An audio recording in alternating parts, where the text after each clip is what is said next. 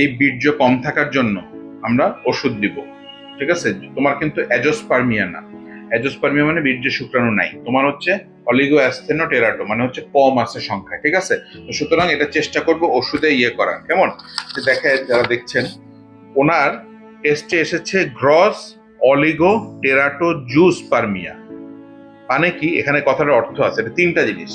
Oligo কথাটার মানে হচ্ছে ওনার শুক্রাণুর সংখ্যা কম, এই জন্য হচ্ছে অলিগো, শুক্রাণুর সংখ্যা কম।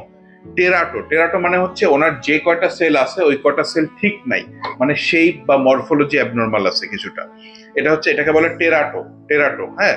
আর 3 নাম্বার হচ্ছে অ্যাস্থেনো।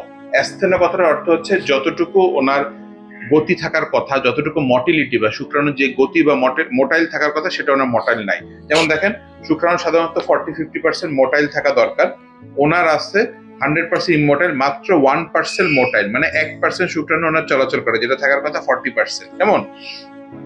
এবং যে যে কয়টা শুক্রাণু আছে ওগুলির মরফোলজি ঠিক নেই। সুতরাং এই ধরনের রিপোর্টে দেখা যাচ্ছে যে অনেক সময় অনেকে অনেক বিভ্রান্ত করে। আমরা আগে ওষুধের চেষ্টা করবো, তা না হলে গাইনোকোলজিস্টের কাছে কি বলে না বলে ওনার অনুযায়ী